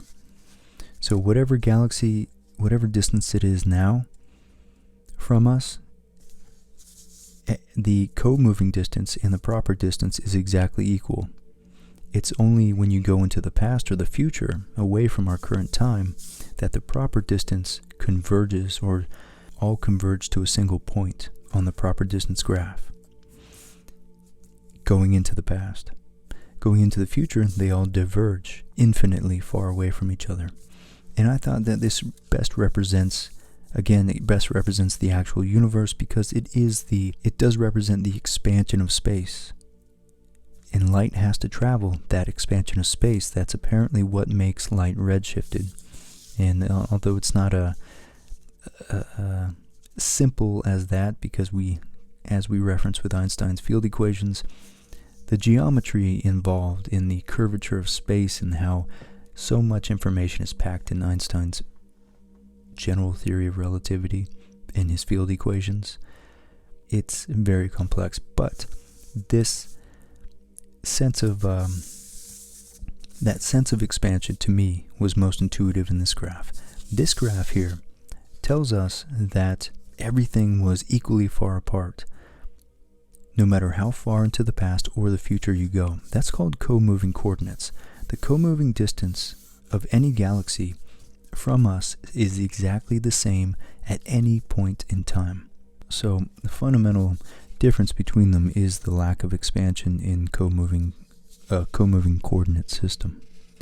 And what this means is that it allows for Einstein's field equations to work fundamentally, is what it breaks down into. And if the universe would not appear to be homogeneous and isotropic, the equations of defining the scale of the universe and everything we know about it would be incredibly complex, if not impossible to solve. So what we do is we find the co-moving distance between galaxies, and then we multiply it by a scale factor to get the proper distance, which would be less, because you're multiplying by a fraction in the past. It would be less in the past, and you're multiplying by multiples of the current scale factor, which is 1, as you go into the future. So by 40 billion years from now, we're roughly a factor of 4 more distant between any given coordinate in the universe. But if we are in a coordinate system which was adjusted for the scale factor to allow the light cone trajectories to be perfectly straight lines, and there's another one that has a linear scale factor here, a linear incremental scale factor, where we could see that the light cone looks a little different. The lines of light, even though the distances between galaxies stay the same, the light cones change if time is at constant intervals, versus here you can see it's at exponentially increasing in the value of time in between units here. So time is getting crunched. More and more time is being crunched into more and less space as this one progresses vertically up the time axis, where this here only goes from 0 to 25 in a linear, in equal increments per unit as you move up that time axis there. So that tells you that that's why it's cut off here. But here in this one, it all comes to a point because that's at t equals infinity, infinitely far into the future. These distances, although this obviously wasn't 46 billion light years away at the beginning of time when everything was on top of each other. But what it represents is the co-moving coordinate that is now that far away. And therefore it's easy to see that although you can multiply, at the beginning of time, if just an increment, just a small amount above it, you'd be at 1,000th, which is about the cosmic microwave background. You'd be about 1,000th the size of the current scale factor. So here, you multiply that 46 divided by 1,000, you'd be at about 46 million light years away, which is more accurate. So here, everything is kind of compacted, just like our proper distance graph. So here, this one, everything at the bottom is kind of like you untie it and it all expands out here. And it's just an easy way to visualize from how far your light cone actually goes. Because anything beyond less than 1 billion light years, that takes up almost half the space between the beginning of time and now is at about 1 billion light years, or maybe a third. Whereas in this graph, 1 billion light years cuts off down here. So all of this, well, really everything in this section of the graph is contained in this tiny section right here, which is really, really hard to decipher. So I kind of made a calculated risk where I'm losing a ton of information about the universe in this region right here. And that's why I'm going to show you this right here. It really does help to explain the furthest reaches of our past light cone and how that light cone will eventually converge onto what's called the event horizon, which is essentially our past light cone infinitely far, as at some point infinitely far in our future. So if we go into 1 trillion light years from, or 1 trillion years from now, our past light cone will essentially be this event horizon right here. So this is the future trajectory of where our past light cone will eventually become. In the particle horizon, was I really angling it like that? The particle horizon is just simply any point on the particle horizon is for any given time. So for instance, now at about 13.8 billion years, the particle horizon, that point right there is 46 billion light years, roughly. And you could see that marks our current past light cone that converges right on our current time in the universe. That tells us the boundary of our past light cone, the furthest in time, and therefore the furthest in space we can possibly see, is 46 billion light years in co-moving coordinates, which was about only 40 million light years in proper distance in our graph. Now, as we go in the past, if we go down to 6 million light years on this graph here, our light cone actually, and I like this graph because it's so easy to just add things to it, because everything's just a straight line instead of me trying to do those curves. Our light cone is just a shrinking triangle. It just shrinks like that. I think I found it easy to use another piece of paper. So it literally just shrinks like that. So at 6 billion light years, we can see our past light cone goes to about here. It's just under 40, so it would be 40 million light years. And then as we go in the past, about 1 billion light years, at 1 billion years old, our past light cone was this small here. And so we could see at 1 billion years old, our past light cone only extended out to a co-moving coordinate of 20 billion light years, or about 20 million light years away from us. And it's just an exponential decrease. We go back to 500 million, 100 million years into the past, or 100 million years after the Big Bang. Our light cone gets smaller and smaller until it's only 10 million. But you could see that, at 100 million years after the Big Bang, our universe is roughly, it's over 100 times older than the span of time from the Big Bang to 100 million years after it. So the amount of time covered, or the amount of space that our particle horizon covered, how far back we could see at 100 million years after the Big Bang, was 10 million light years in proper distance, which includes expanding of space, or in our co-moving coordinates, it's 10 billion light years away. So it's a rapid expansion at the beginning of time. Within the first billion light years, we already covered half of the total distance we have been able to see, roughly. So that shows us how fast the universe was truly expanding.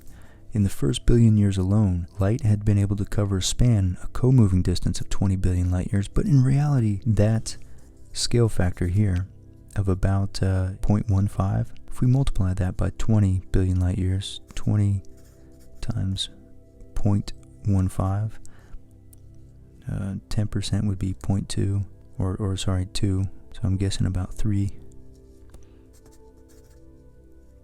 billion light years, gigalight years. So light was still able to cover distances greater than the speed of light in a static universe, but it wasn't 20 billion light years in just 1 billion years. So that's a way that that's kind of deceptive with the coordinate system there, but it does allow us to see a lot of what's going on here. And now here, this right here allows us to see that these green spheres, these shells here, are the Hubble spheres, the Hubble distances, where the first one is the actual Hubble distance, where the recession velocity is the speed of light, and then the second, third, and fourth are the respective twice, third, and 4 times the speed of light. So that means that at the beginning, if you extend that out, and in the way it's kind of going, that means, here, our edge of the universe was traveling, who knows, that's where we get the 58 times the speed of light away from us figure.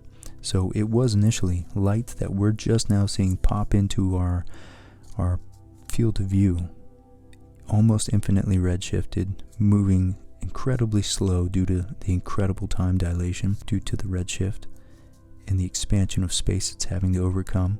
It was traveling away at 60, close to 60 times the speed of light. Now, to take this example here, this galaxy represents the GN-Z11 galaxy. That was, at the time this graph was drawn, that was the pre-James Webb, so it was the furthest. It's about 30 to 32 billion light years away. On these graphs, it's a nice, neat, straight world line, because co-moving distances don't change with time. In reality, I actually drew it here. Let's see, where did I go? Yeah, this one right here. So its line actually looks more like this. And we could see it goes away. And our world line, it crosses it all the way down here. So at about 1 billion years old, it crossed our past light cone, which that light was the last light it emitted that has been able to travel along that null geodesic, our past light cone, to reach our current position on our world line. And so since then, it's traveled, it was only about 2 or 3 billion light years away from us in actual distance, proper distance, which is why I like this graph, because it represents to me more intuitively real distances between objects. That means that it was rapidly receding. I think it was something like, I have it here, so. This is so cool. This is so cool to think about this galaxy that we've seen light from. On here, it shows it. It was receding faster than 4 times the speed of light. And so this graph helps us understand what's been going on. So its light, since about 400 million years after the Big Bang, less than 1 billion years old into the universe, it emitted the last light that we're able to currently see less than 500 million years after the Big Bang, which was pretty young into the universe. That light traveled along this trajectory, simple enough, on this graph. And as this world line here has been doing, going straight and vertical, it hasn't changed. So the galaxy evolved out of the mists of the Big Bang. It started first coalescing as a smaller galaxy, then got bigger. It emitted some light at about 500 million years old, but it's since gone on to keep evolving. But here's where the change in rates of expansion of the universe come into play. At 500 million years old, this galaxy was receding from us at 4 times the speed of light. But as the universe aged, and remember this graph showing exponential age here, so that's 1 billion years, and that's 2 billion years, and that's 4 billion years. It's not a linear aging. As the universe expanded, and that Hubble distance, the distance to which the space traveling at the speed of light increased, because the expansion was slowly decelerating, that light eventually went through regions of space traveling at a lower and lower velocity until about 3.5 billion years later, it finally entered a region inside and crossed the threshold past our Hubble sphere, entering a region inside which space was expanding slower than light. And at that point, when it's a relativistic particle like light, it can no longer not reach us. It's inevitable that it will eventually reach us here. And so we see that anytime after that, in this galaxy's coordinates, from what's currently about 32 billion light years from us, as it moved in space, we know, again, you got to remember it was closer in the past, in proper distance. But any time after that 500 million years, that galaxy was expanding away from us and is now itself entered slower and slower recessional regions of the universe. And to the point about 7 years ago, 7 billion years ago, that point 7 billion years ago, or it happens to just be 7 billion years after the Big Bang, kind of another weird coincidence, don't you think? Exactly half the age of the universe ago, the universe started accelerating again, and so it just pierced into the region that was just less than 2 times the speed of light in its recessional velocity. But now, as it stays in its same world line trajectory at same co-moving coordinates, because the galaxy itself, remember, isn't moving through space at any velocity near the speed of light. It's mostly these velocities we're talking about are velocities due to the expansion, the overall expansion of space. The accelerating expansion of space now causes closer and closer distances to us to be receding increasingly faster away. So therefore the threshold at which regions of space are receding at the speed of light and twice the speed of light, 3 and 4 times too, are getting closer and closer. And so therefore that galaxy slipped out of that less than sub 2C region and is now in the region approaching 3 times the speed of light, which it'll hit at about 6 billion years from now, and then by about 30 billion years after the Big Bang, it'll be receding at 4 times the speed of light again. And so due to the scale factor, we're able to determine that this galaxy, GNZ11, was only about 3.2 billion light years away, just a factor of 1,000 less than it currently is. Or sorry, a factor of 10. 10% of its current distance, based on this scale factor here. So we know it was about, because its current distance, or its co-moving coordinate, is about 32 billion light years away, it was about 3.2 billion light years away. But it took 13.5 billion years to reach us, despite only being an initial distance, remember, with a scale factor of 3.2 billion light years away. Since then, the universe, the galaxy, has traveled to an additional about 29 billion light years to hit its final 32 billion light year distance from us. So the light covered a majority of that distance in the expanding universe since it was emitted. And so I was a little bit off on this one here. So this distance, I think I mixed up the current distance here. So it was in fact the same.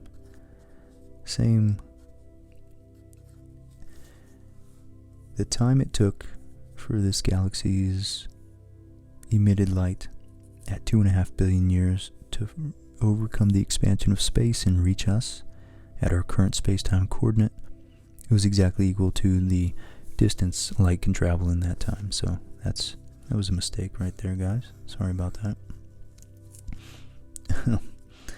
So this galaxy now is at 20 billion light years.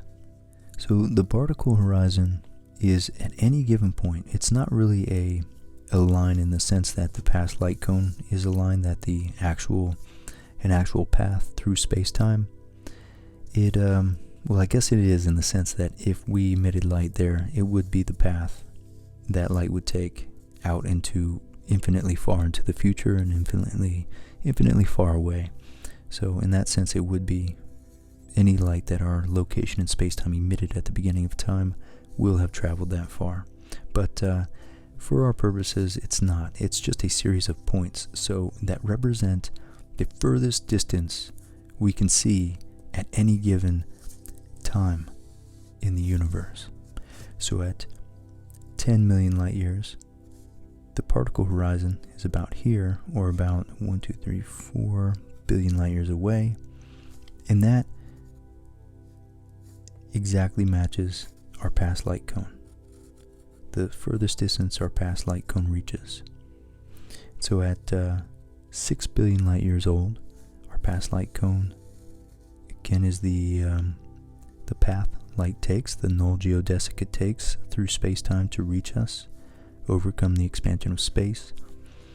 It's already about 37 billion light years away, and if we track that up, that's exactly where the particle horizon says we should have the most distant observable point in the universe to us at that point in time.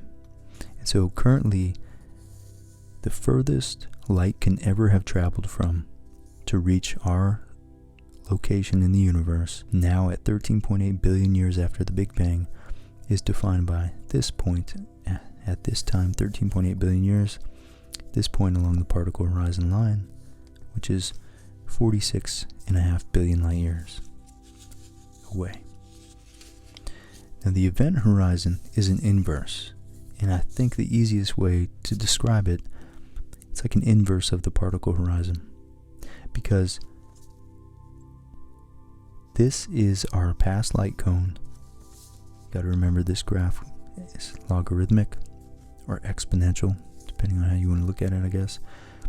And so this, the very top, the furthest position along the y-axis is at, or in other words, the time axis is at t equals infinity, right there. So t equals infinity right there, and that means at, for our practical purposes, infinity is impossible to imagine, so we can just say even 100 billion years into the future is far enough where it would essentially be it would converge on this light cone. So what that means is that, again, as we go forward into time, our past light cone, if we notice here, down here, as you move forward into time, the furthest reaches of your past light cone extend further and further out into space until you get to a point where they hit about 62, a little over 60 billion light years. And that, due to the expansion of space, is the furthest co-moving coordinate we will ever observe. This current region of space will have evolved to a point of about 6 million light years old. That means that what we're currently seeing as the cosmic microwave background in 100 billion years or even a trillion years, due to time dilation, meaning we observe it to evolve extremely slowly, even in 100 or 500 billion years, it will have only evolved that interval of time, meaning about 500 to 600 million years, which is wild to think about. To any other distance, for instance, when you think about galaxies, actually instead of the CMB, if we go to about 20 million or about another 6 billion light years in the future, we're only going to observe our galaxy evolving maybe another billion years, because it is slowed down by a factor of between 10 and 20, or 10% and 20%, I guess. So it's going to be moving between a tenth or a fifth as slow. Its evolution will appear if we have a telescope trained on it for 6 billion years and we do a quick time lapse. We'll only see it evolve about 500 million to a billion years in time. Things are actually moving in slow motion at the furthest reaches of the cosmos. And it's going to look much larger on the sky than anything from here to here. It's going to look like it's up here. It's going to look like it's less than 20 billion light years from us, when in reality, it's going to start out at 32 billion light years from us. But we know from this graph here, it's going to expand in proper coordinates, probably out to well beyond 50, 60, 70 billion light years from us, which is just unreal.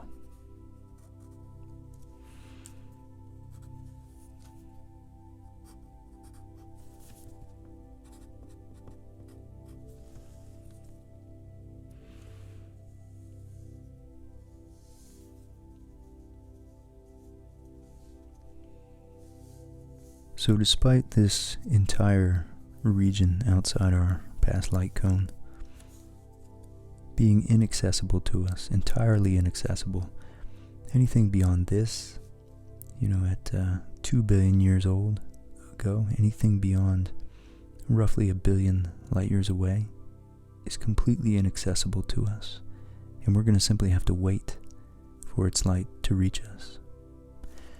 And then anything out here is entirely the elsewhere.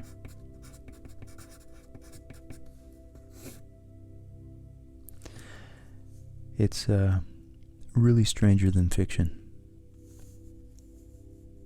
the universe we live in, and really our existence. So I hope you guys really weren't too confused. And I hope you guys got a lot out of this, because I really did too. I really hope you guys enjoyed this. I had a good time making this video. It was a lot of work to try to wrap my head around things that are well beyond my depth, but it was extremely insightful and really